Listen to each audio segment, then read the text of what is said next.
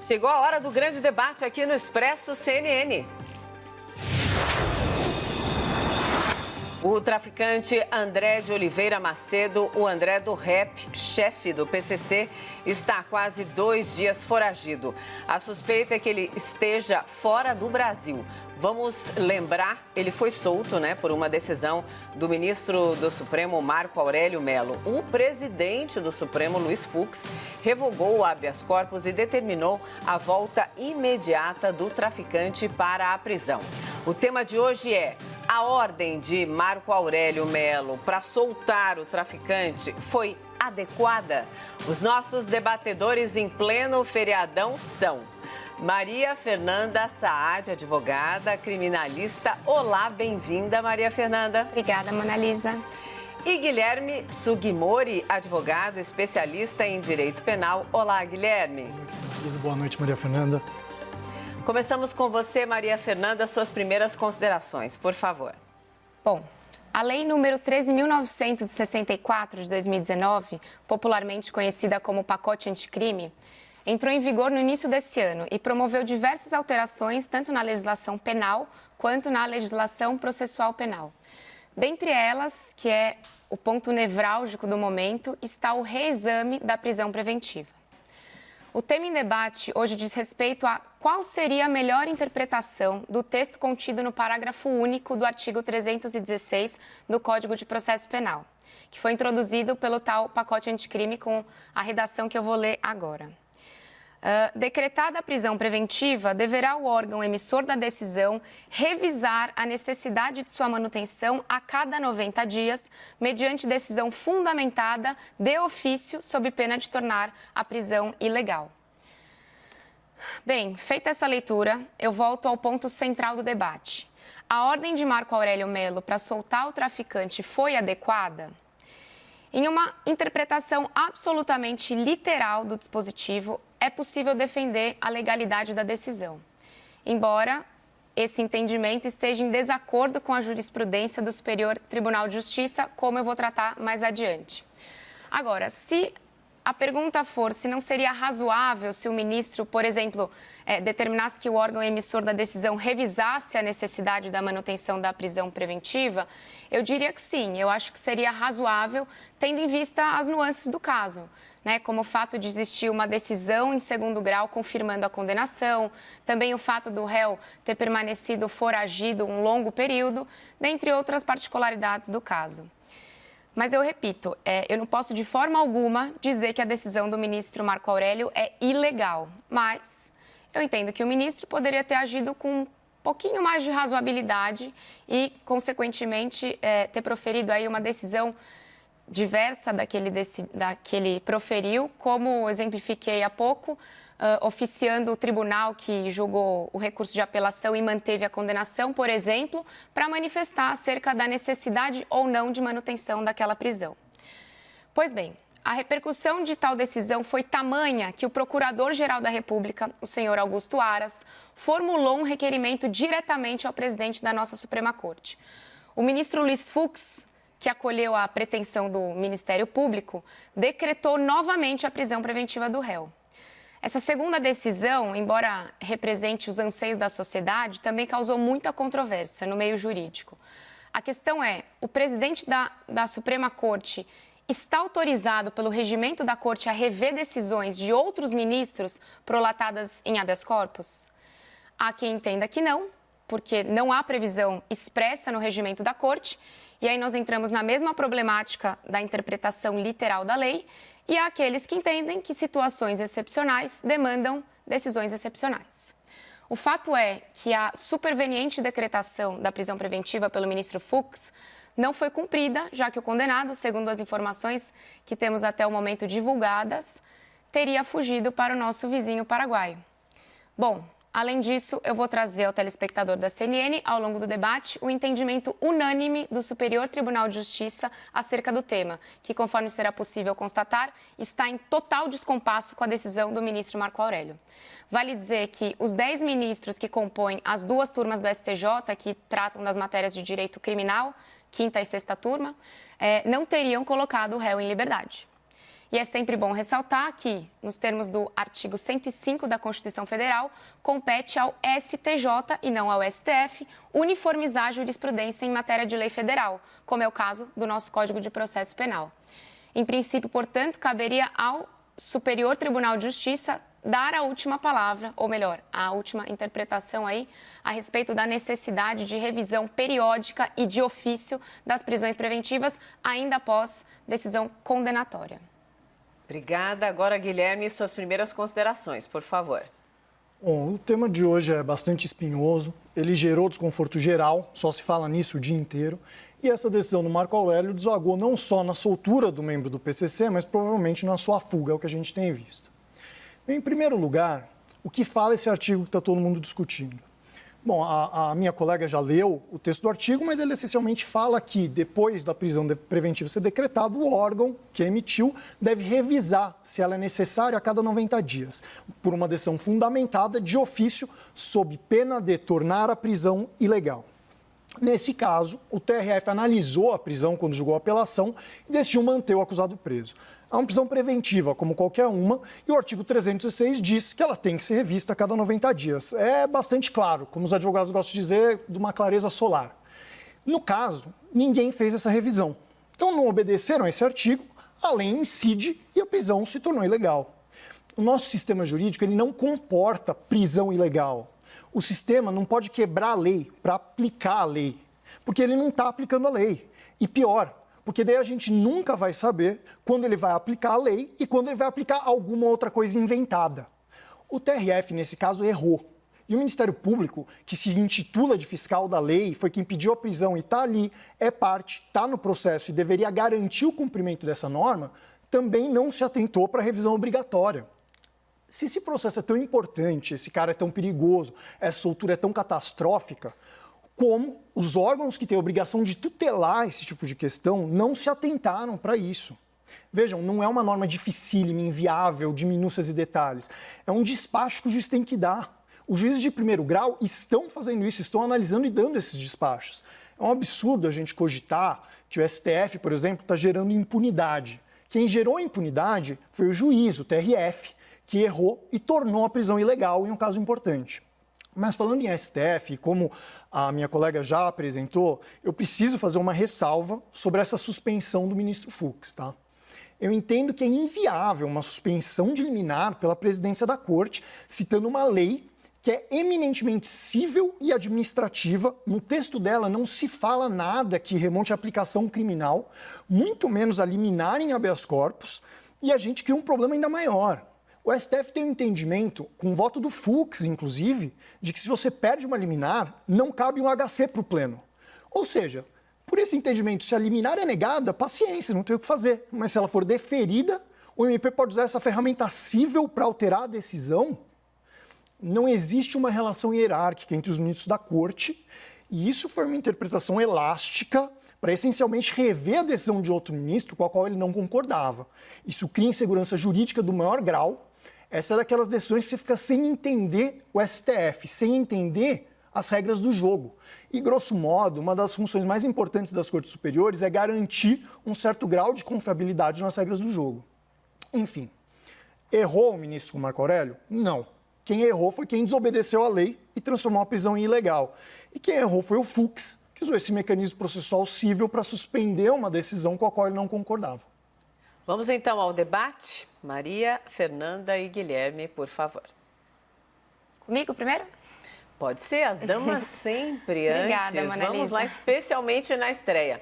Você só olha para a câmera da frente e vamos lá para o debate, um debatendo com o outro. E quando eu aparecer no meio, é porque o tempo de cada um está terminando, aí a gente passa a palavra para o outro para ninguém se atropelar. Vamos lá, debatedores. Combinado. Bom, eu vou retomar ao final da minha fala inicial, que eu comentei qual que era o entendimento do STJ, né, que é o nosso Superior Tribunal de Justiça. E aí eu vou ler o que a quinta turma do STJ, no dia 9 de junho de 2020, julgou num agravo regimental em um habeas corpus, né? Ficou consolidado da seguinte forma. Nos termos do parágrafo único do artigo 316 do Código de Processo Penal, a revisão de ofício da necessidade de manutenção da prisão cautelar a cada 90 dias cabe tão somente ao órgão emissor da decisão, ou seja, ao julgador que a decretou inicialmente. Portanto, a norma contida no parágrafo único do artigo 316 do Código de Processo Penal não se aplica aos tribunais de justiça e federais, quando a atuação como órgão revisor. O que isso quer dizer? Qual foi o entendimento do STJ, tanto a quinta turma, como eu acabei de ler, como a sexta turma, os 10 ministros? O entendimento é o seguinte: depois de uma decisão condenatória, não se faz mais necessário de ofício revisar essa prisão preventiva. As razões, aliás, da manutenção da prisão preventiva. O que isso quer dizer?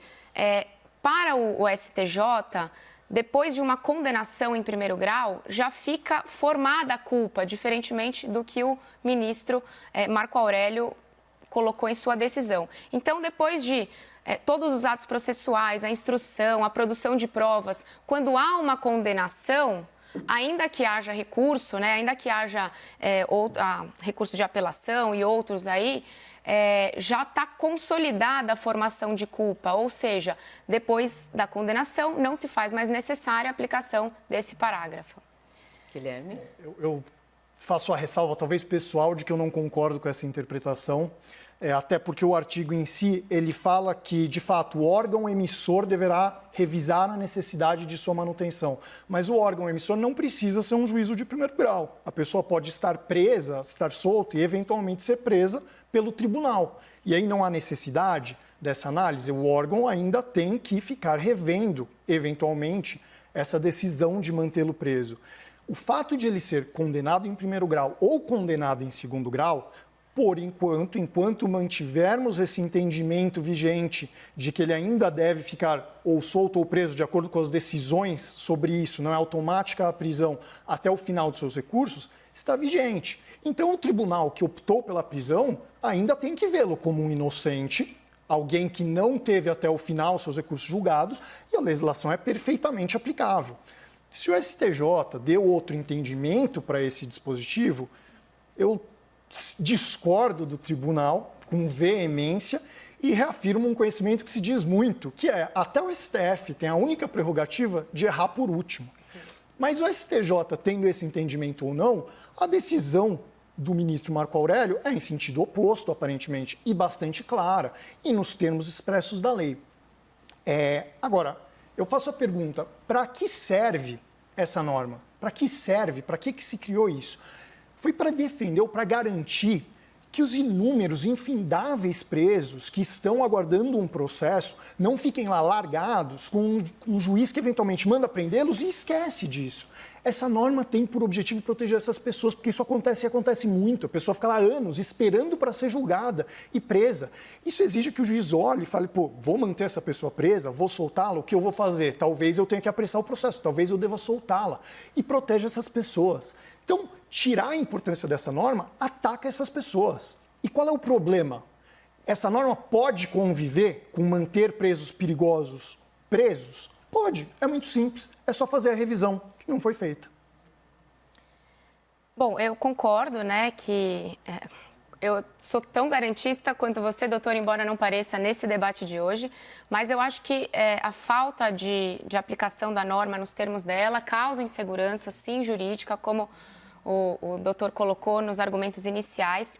A questão é que o STF dá a palavra final. Aí eu já preciso discordar, porque, como eu disse, compete ao STJ a uniformização de jurisprudência relacionada à legislação federal, ou seja, o Código de Processo Penal. O que acontece aqui? Foram criadas normas, e eu vou fazer uma crítica agora também ao legislador, que às vezes me parece que fica destoado do dia a dia forense e acaba por redigir, às vezes mal redigido, às vezes impossível de ser aplicado, ou com lacunas que causam essas instabilidades jurídicas. Acontece que, depois de causada já essa instabilidade jurídica, antes de acontecer o julgamento agora do que soltou o traficante, essa questão já foi levada ao Superior Tribunal de Justiça, que sedimentou nesse entendimento que eu já coloquei aqui e eu vou repetir, que após condenação em primeiro grau, já está formada a culpa. Eu vou também pedir licença para ler aqui o finalzinho da decisão do ministro Marco Aurélio, que diz: o paciente está preso sem culpa formada desde 15 de setembro de 2019, ou seja, 8 meses e 5 dias, uma vez inexistente ato posterior sobre a indispensabilidade da medida, formalizado nos últimos 90 dias, tem-se desrespeitada a previsão legal, surgindo o excesso de prazo. O ministro Marco Aurélio coloca que não há culpa formada. Eu preciso lembrar ao telespectador da CNN que trata-se de uma decisão que tem uma condenação em primeiro grau, que a defesa ofereceu um recurso de apelação, que foi confirmada a condenação, né? Em grau de tribunal regional, foi somente alterada a dosimetria da pena, mas confirmada a condenação. Ou seja, se não há formação de culpa até esse momento, eu não sei qual será o momento em que estará formada a culpa. Bom, a culpa estará formada quando o processo terminar, quando ele transitar em julgado.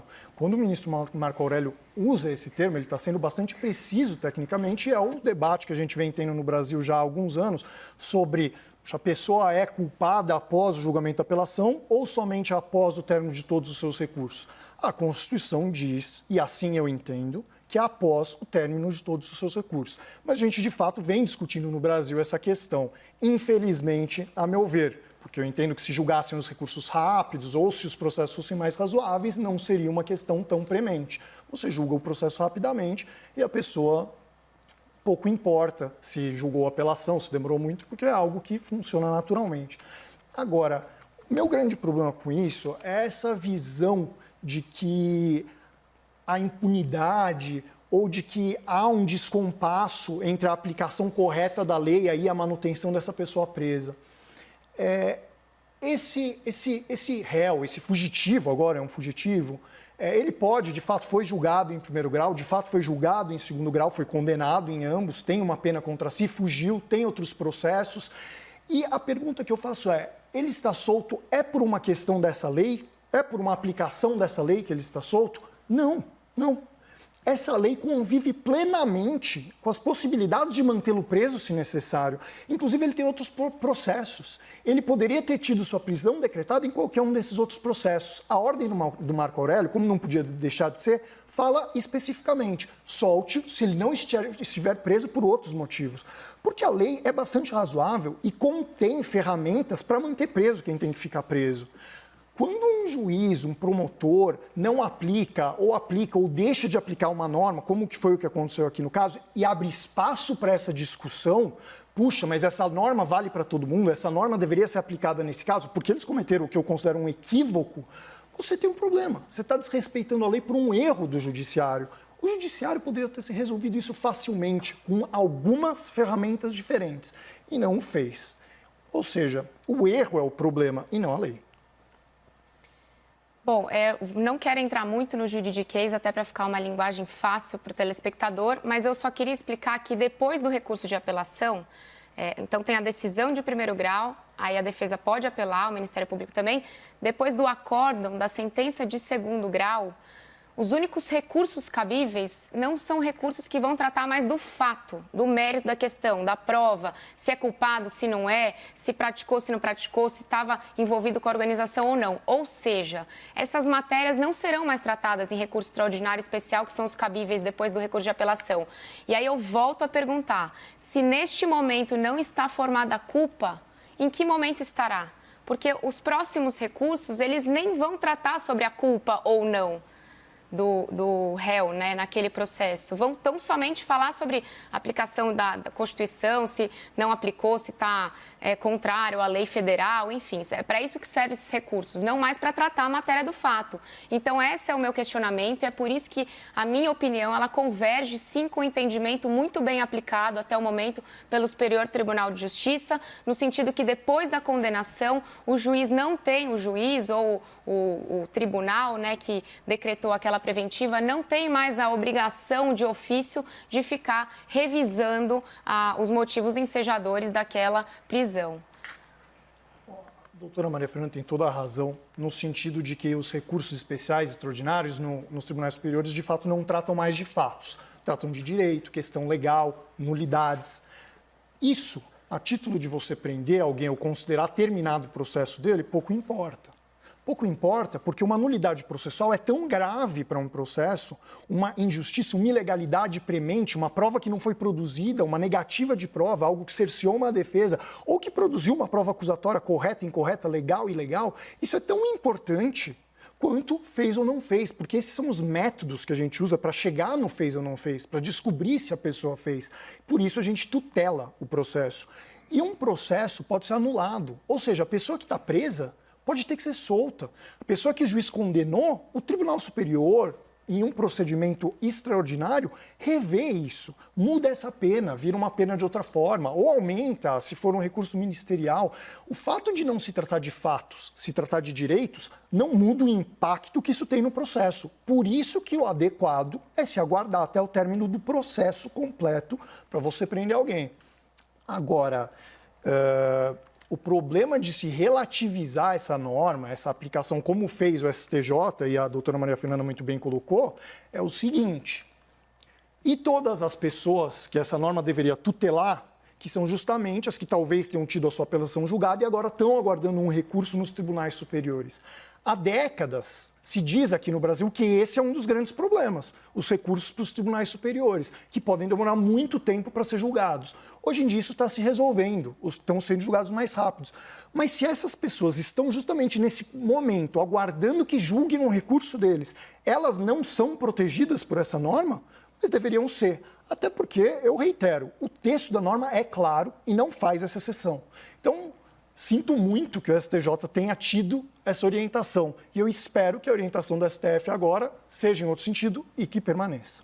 Guilherme, já estamos nos argumentos finais, Guilherme e Maria Fernanda, então continua com a palavra, 1 minuto para cada um, por favor. Perfeito. A situação aqui é de tutelar alguns vulneráveis, é de defender algumas pessoas que, muitas pessoas, a maior parte dos presos no Brasil está preso sem ter uma sentença, provisoriamente. A gente está tratando de que essas pessoas não sejam esquecidas na cadeia sem ter o direito de verificar se elas precisam estar presas ou de que seu processo minimamente ande mais rápido. Ao relativizar isso, a gente está limitando o alcance de um direito por causa de um caso, uma interpretação. Isso não precisa acontecer. Não é difícil, não é ciência de foguete. Basta revisar a prisão a cada 90 dias. Os tribunais de primeiro grau, as cortes estão fazendo isso. Não é um loophole de impunidade, não se está pedindo algo impossível, é algo simples. Se eles fizerem isso, a gente vai ter os presos que precisam ficar presos, presos, e os presos que poderiam ou deveriam estar soltos, porque são inocentes, porque não há fundamentos, soltos. E o sistema funciona. É muito simples seguir a lei. Eu não sei por que a gente tem tanta dificuldade de, quando é em favor do réu aqui no Brasil, falar siga-se a lei. E a lei é claro. Seus argumentos finais, Maria Fernanda, por favor. Bom, para finalizar, eu vou fazer uma observação, porque muitos estão criticando, e eu diria até que de forma rasa, o pacote anticrime, dizendo que ao invés de endurecer a lei, o pacote anticrime acabou por facilitar mais ainda a vida do réu ou do investigado, né? Como nesse caso em que a prisão deve ser revista de 90 em 90 dias. Então, sobre isso, embora eu critique, de certa forma, o legislador, como fiz aqui no debate, no sentido de que, por vezes, cria normas muito distanciadas do nosso dia a dia forense, ainda assim, eu acredito que o espírito da norma, desse pacote anticrime especificamente, não foi no sentido de soltar todos de forma indiscriminada e deliberada, mas sim de atribuir ao órgão de controle, e aqui eu concordo com o meu debatedor, uma responsabilidade maior ao obrigar essa revisão periódica, por exemplo. E eu concordo que está correto o legislador nesse sentido. Porque, veja, a prisão preventiva é uma medida excepcional, que ela só deve ser aplicada nas hipóteses legais, por exemplo, quando há perigo do réu ou do investigado se evadir do território, quando ele em liberdade pode comprometer a investigação e dentre outras hipóteses. Mas veja que é uma prisão que, em tese, deveria ter um caráter sim provisório, às vezes não é muito o que acontece na prática, e não uma antecipação da pena. Então, é importante que haja, sim, uma revisão periódica do órgão que decretou, mas eu concordo com o entendimento do STJ, no sentido de que, após a condenação, não prevê o Código de Processo Penal a obrigatoriedade da revisão periódica e de ofício da prisão preventiva. Claro, podendo sim ser revista sempre mediante a provocação da defesa. O importante agora é que essa controvérsia em torno da decisão do ministro Marco Aurélio não gere uma onda punitivista, tá? Precisamos ser vigilantes para que os nossos direitos e garantias fundamentais continuem sendo observados pelas autoridades envolvidas na persecução penal, os juízes, delegados, promotores e etc. Não podemos perder de vista, para finalizar, que o processo penal em si é um instrumento de proteção do cidadão contra o arbítrio estatal e, portanto, ele precisa ser respeitado. Muito obrigada, debatedores. E a estreia, Maria Fernanda, tudo bem? Tudo bem, diferente, mas... Isso aí, é diferente para todo mundo e, não só na estreia, praticamente todos os dias. É uma emoção atrás da outra. Muito obrigada. Obrigada, Manaísa. Pela participação. Obrigada, Guilherme, também. Boa noite a vocês. Eu que agradeço.